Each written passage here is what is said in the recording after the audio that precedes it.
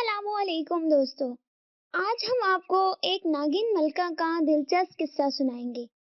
تو چلیے بغیر کسی دیر کے کہانی شروع کرتے ہیں۔ عرصہ ہوا ملک فارس پر ایک بادشاہ حکومت کرتا تھا۔ وہ بڑا رحم دل اور انصاف پسند تھا۔ اس کا ایک بیٹا شہزادہ رحمان بھی اپنے باپ کی طرح دلیر تھا۔ بادشاہ کو شکار کا بہت شوق تھا۔ وہ اکثر گھنے جنگلوں میں شکار کھیلنے جاتا رہتا تھا۔ ایک دفعہ گرمی کا موسم تھا۔ بادشاہ کا دل شکار کھیلنے کو چاہا۔ حکم کی دیر تھی کہ تمام انتظامات ہو گئے اور بادشاہ شکار کے لیے چل پڑا۔ سارا دن بادشاہ شکار میں مصروف رہا۔ کئی شیر، چیتے اور بارہسنگے شکار کیے۔ شام ہوئی تو یہ شکاری قافلہ واپسی کے لیے چل پڑا۔ ابھی آدھا سفر بھی طے نہ کیا تھا کہ بادشاہ کو ایک نہایت خوبصورت ہرن نظر آیا۔ بادشاہ نے فوراً کمان میں تیر جوڑا اور نشانہ لے کر چھوڑ دیا۔ ادھر کمان سے تیر نکلا، ادھر ہرن چوکڑیاں بھرتا بھاگ کھڑا ہوا۔ نشانہ خطا ہو گیا تو بادشاہ غصے میں آ گیا۔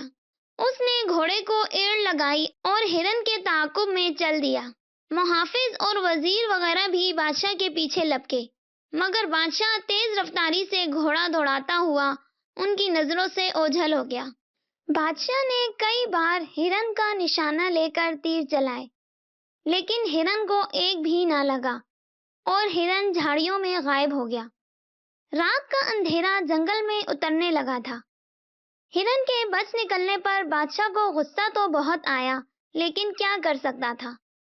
اندھیرا بڑھتا جا رہا تھا، اس لیے اس نے واپس جانا ہی مناسب سمجھا۔ بادشاہ نے گھوڑے کی باگ موڑی اور ایڑ لگانے ہی والا تھا کہ رات کی خاموشی کو چیرتی کسی کے رونے کی آواز اس کے کانوں میں پڑی۔ بادشاہ چونک اٹھا۔ آواز کسی عورت کی تھی۔ اس ویران اور بھیانک جنگل میں عورت کہاں سے آ گئی؟ پہلے تو بادشاہ یہ سوچ کر گھبرایا کہ کوئی بھوتنی یا چڑیل تو نہیں ہے، لیکن پھر اسے خیال آیا کہ ممکن ہے کوئی مظلوم عورت ہو۔ رونے کی آواز قریب سے آ رہی تھی۔ بادشاہ گھوڑے سے اتر آیا اور لگام تھام کر اس طرف بڑھا۔ درختوں کے جھنڈ میں ایک پرانا کنواں تھا، جس کی منڈیر پر ایک نہایت ہی خوبصورت عورت بیٹھی رو رہی تھی۔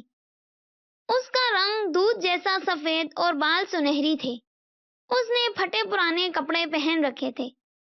بادشاہ نے اس کے نزدیک جا کر بڑے نرم لہجے میں پوچھا، اے خاتون، تو کون ہے اور اس ویران جنگل میں بیٹھی کیوں رو رہی ہے؟ میں اس ملک کا بادشاہ ہوں، مجھے بتا کس نے تجھ پر ظلم کیا ہے؟ بادشاہ کی بات سن کر اس عورت نے آنسو بہاتے ہوئے کہا، اے بادشاہ، میرا نام نگینہ ہے، میں پڑوسی ملک کی رہنے والی ہوں۔ میرا باپ مر گیا تو چچا نے ساری جائیداد پر قبضہ کر لیا اور مجھے جنگل میں خونخوار جانوروں کا لقمہ بننے کے لیے چھوڑ گیا ہے۔ یہ کہہ کر عورت زور زور سے رونے لگی۔ بادشاہ کو اس پر رحم آ گیا۔ بادشاہ نے اسے اپنی ملکہ بنانے کا فیصلہ کر لیا۔ اس کی پہلی ملکہ تو کئی سال ہوئے فوت ہو چکی تھی۔ بادشاہ نے نگینہ کو گھوڑے پر بٹھایا اور واپس چل دیا۔ تھوڑی دور ہی گیا تھا کہ اس کے وزیر اور محافظ مل گئے، جو اسے ڈھونڈتے پھر رہے تھے۔ بادشاہ ان کے ساتھ واپس محل میں لوٹ آیا۔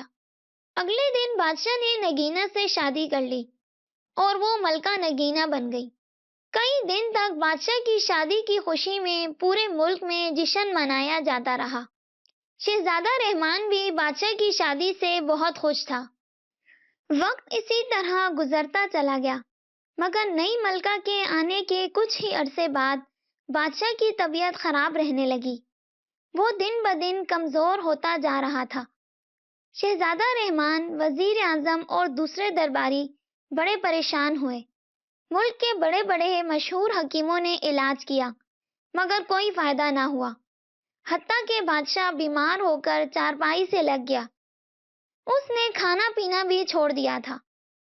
اب تو شہزادہ رحمان بوکھلا اٹھا کہ کیا کرے۔ دور دور کے ممالک سے حکیم منگوائے گئے، لیکن بیماری کا علاج تو ایک طرف، یہی نہ پتہ چل سکا کہ مرض کیا ہے۔ بادشاہ کا رنگ زرد پڑ چکا تھا اور آنکھوں کے نیچے کالے نشان بن گئے تھے۔ شہزادہ رحمان نے فیصلہ کیا کہ ملک کے سب سے بڑے نجومی کے پاس جانا چاہیے تاکہ پتہ چل سکے کہ بات کیا ہے۔ یہ نجومی شہر سے دور ایک پہاڑی غار میں رہتا تھا۔ شہزادہ رحمان اس کے پاس پہنچا تو نجومی نے حساب لگا کر کہا، اے شہزادے، بادشاہ سلامت کی بیماری کی وجہ ملکہ ہے۔ کیا؟ شہزادہ اچھل پڑا اور بولا، یہ کس طرح ہو سکتا ہے نجومی بابا؟ میں تمہاری بات سمجھا نہیں۔ نجومی نے کہا، اے قابل احترام شہزادے، میرا حساب بتاتا ہے کہ ملکہ اصل میں انسان نہیں ہے بلکہ ناگن ہے، انتہائی خطرناک اور زہریلی ناگن۔ سنو، جب کوئی سام 500 سال کا ہو جاتا ہے اور ان 500 سالوں میں کسی انسان کی نظر اس پر نہ پڑی ہو تو اسے یہ طاقت حاصل ہو جاتی ہے کہ وہ جب چاہے انسان یا کسی بھی جانور کا روپ دھار سکتا ہے۔ ملکہ بھی ایک ایسی ہی ناگن ہے جسے روپ بدلنے کی طاقت مل چکی ہے اور اب وہ بادشاہ کے جسم میں اپنا تھوڑا تھوڑا زہر داخل کر رہی ہے۔ نجومی کی باتیں سن کر شہزادے رحمان نے پریشان ہو کر پوچھا، نجومی بابا، اگر تم صحیح کہہ رہے ہو تو ایک بات سمجھ میں نہیں آتی کہ آخر ناگن کو بادشاہ سلامت سے کیا دشمنی ہے جو وہ انہیں مار ڈالنا چاہتی ہے؟ تب نجومی نے دوبارہ ذائچہ بنایا اور کہا، شہزادے حضور، آج سے 10 سال قبل بادشاہ سلامت نے جنگل میں ایک کالے ناگ کو ہلاک کر دیا تھا۔ وہ کالا ناگ اس ناگن کا بھائی تھا اور اب یہ اس کا انتقام لے رہی ہے۔ ناگن اگر چاہے تو ایک ہی بار ڈس کر بادشاہ سلامت کو ہلاک کر ڈالے، مگر وہ اپنا زہر تھوڑا تھوڑا کر کے بادشاہ کے جسم میں داخل کر رہی ہے تاکہ وہ سسک سسک کر مرے۔ شہزادے نے جب یہ سنا تو غصے سے کانپنے لگا، میان سے تلوار نکال کر لہرائی اور گر جا، میں اس بدبخت ناگن کو ابھی جا کر ٹکڑے ٹکڑے کر دوں گا۔ تو نجومی نے فوراً کہا، نہیں شہزادے حضور، ایسا کرنا مناسب نہیں ہوگا، وہ بڑی چالاک ناگن ہے، اگر آپ کا وار خالی گیا تو وہ آپ کو ہرگز نہ چھوڑیں گی اور ڈس لے گی۔ اچھا، پھر مجھے کیا کرنا چاہیے؟ شہزادے نے کہا۔ نجومی بولا، ناگن کو آپ صرف اسی وقت ہلاک کر سکتے ہو جب وہ ناگن کے روپ میں ہو۔ آپ کا تیر سیدھا اس کے پھن میں جا کر لگنا چاہیے۔ یاد رکھیے، اگر آپ کا نشانہ خطا ہو گیا تو آپ ناگن کے غصے سے نہیں بچ سکو گے، وہ آپ کو ڈس کر ہلاک کر دے گی۔ نجومی کی بات سن کر شہزادے نے سوال کیا، لیکن اے نجومی بابا، میں ملکہ کو انسان سے ناگن کے روپ میں آنے پر کس طرح مجبور کر سکتا ہوں؟ تو نجومی نے مسکرا کر کہا، اس کا حل بھی میرے پاس ہے، میں آپ کو ایک خاص دوائی کی پڑیا دیتا ہوں۔ آپ آج رات کھانا کھاتے وقت ہوشیاری سے وہ دوا پانی میں حل کر کے ملکہ کو پلا دینا اور بادشاہ کی خوابگاہ میں موجود پانی کی سراہی کو خالی کر دینا اور خوابگاہ کے دروازے پر تالا لگا دینا۔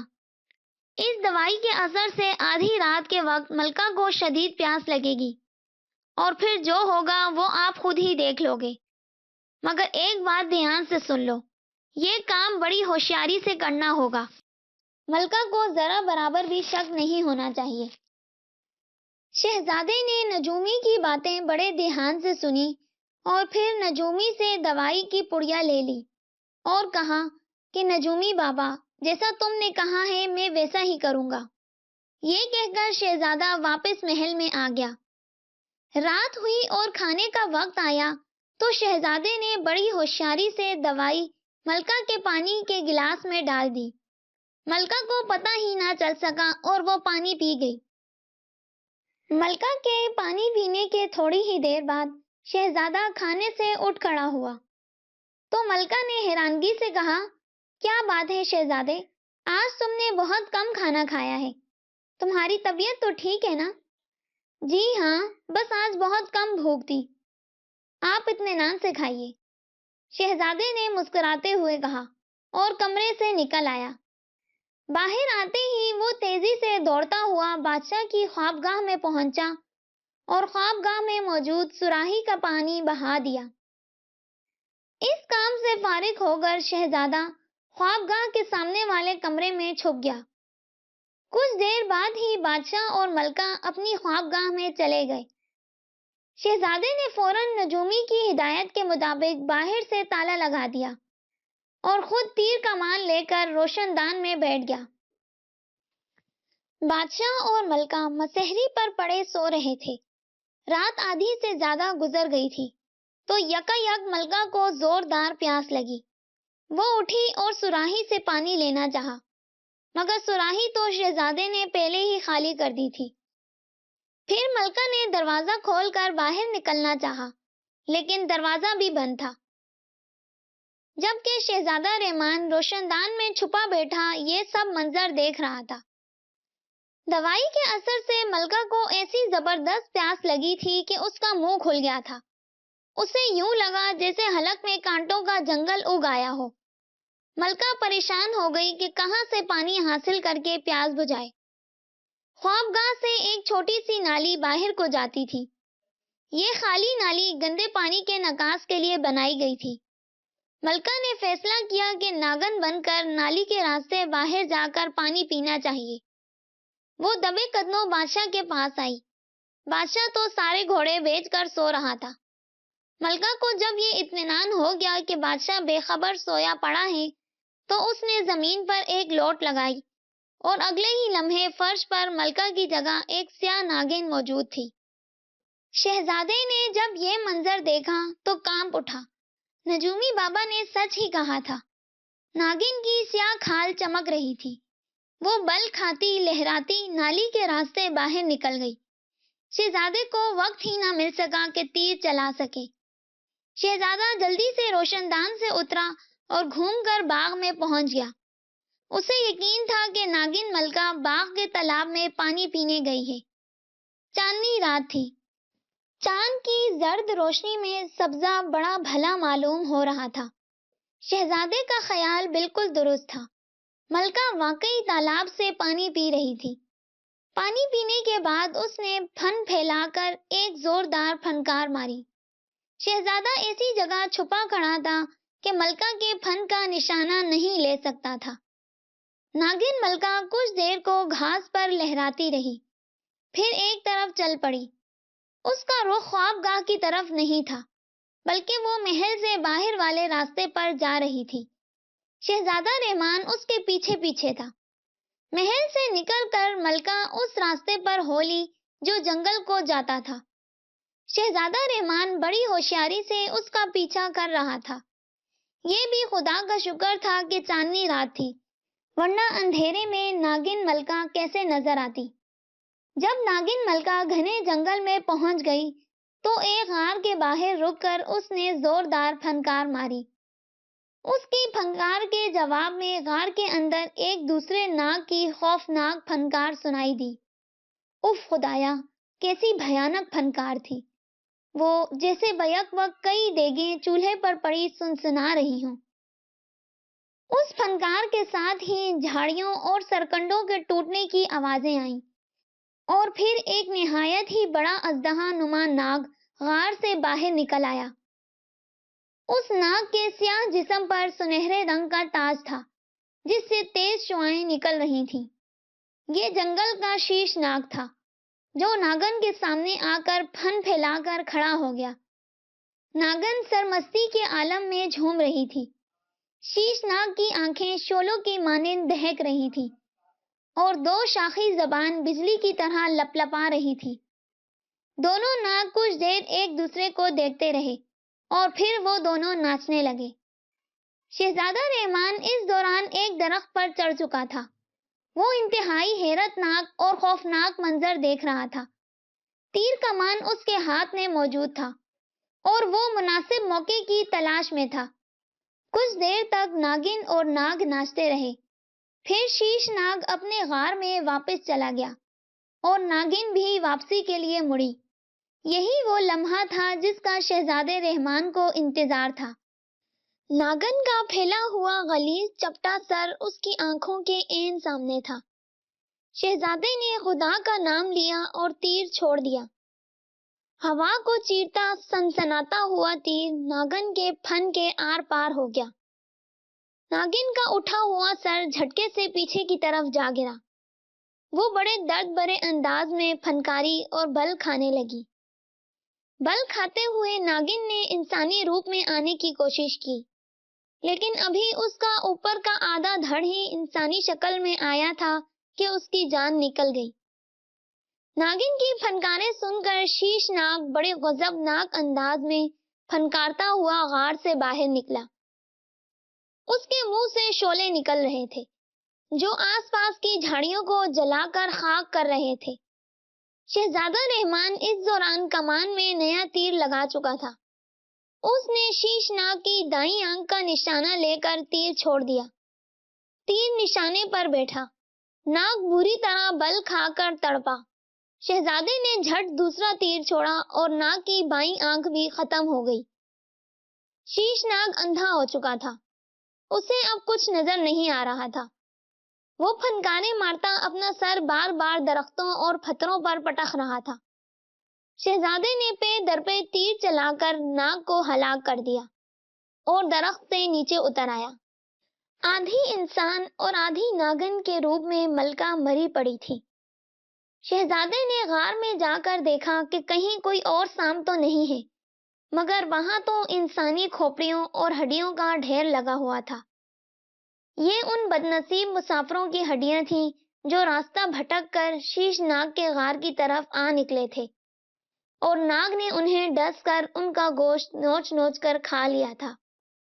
غار سے باہر آ کر شہزادے نے مرے ہوئے شیش ناگ کا پھن خنجر سے چیر کر اس کا منکا باہر نکال لیا۔ سام کا منکا ایک بڑے ہیرے کی مانند چمکدار ہوتا ہے۔ اس میں یہ خاصیت ہوتی ہے کہ وہ زہر کو چوس لیتا ہے۔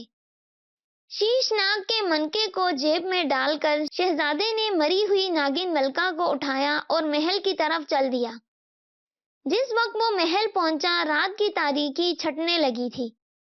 محل کے محافظوں نے جب شہزادے رحمان کو ملکہ کی لاش اٹھائے دیکھا تو دنگ رہ گئے، اور اس وقت تو ان کی چیخیں نکل گئیں جب انہوں نے دیکھا کہ ملکہ کا آدھا دھڑ انسان کا اور آدھا ناگن کا ہے۔ شہزادہ رحمان ملکہ کو اٹھائے بادشاہ کی خوابگاہ پہنچا۔ بادشاہ اب بھی بے خبر پڑا سو رہا تھا۔ شہزادے نے اسے بیدار کیا اور ساری کہانی سنا دی تو دہشت کے مارے ایک بار تو بادشاہ لرز اٹھا۔ اس خیال نے ہی اس پر کپکپی طاری کر دی کہ وہ ایک خطرناک ناگن کو اپنی ملکہ بنائے ہوئے تھا۔ اس نے ایک ناگن سے شادی کر رکھی تھی اور یہی اس کی بیماری کی وجہ تھی۔ یہ ناگن ملکہ کا زہر ہی تھا جس نے بادشاہ کو بیمار کر رکھا تھا، کیونکہ وہ اپنے ناگ بھائی کو مارنے کا بادشاہ سے انتقام لے رہی تھی۔ ساری حقیقت جان کر بادشاہ نے شہزادے رحمان کو گلے سے لگایا اور کہا، بیٹا تم نے اپنی جان پر کھیل کر اس خبیث ناگن کو ہلاک کر کے مجھے نئی زندگی دی ہے۔ بادشاہ کی بات سن کر شہزادے نے سر جھکا کر کہا، ابا حضور، یہ تو میرا فرض تھا۔ یہ کہہ کر شہزادے رحمان نے شیش ناگ کا منکا جیب سے نکالا اور بادشاہ کے منہ سے لگا دیا۔ منکے نے فوراً ناگن کا زہر چوس لیا اور بادشاہ بھلا چنگا ہو گیا۔ پھر اسی وقت ناگن ملکہ کا جسم چڑھ چڑھ کر کے جلنے لگا، اور دیکھتے ہی دیکھتے وہاں راکھ کے چھوٹے سے ڈھیر کے سوا کچھ نہ بچا۔ بادشاہ نے صحتیاب ہونے کے بعد اپنا تخت و تاج اپنے بیٹے رحمان کے سپرد کر دیا اور خود یاد الہی میں مصروف ہو گیا۔ دوستو، آپ کو یہ کہانی کیسی لگی کامنٹ سیکشن میں ضرور بتائیے گا۔ ملتے ہیں نیکسٹ ویڈیو میں، تب تک کے لیے اللہ حافظ۔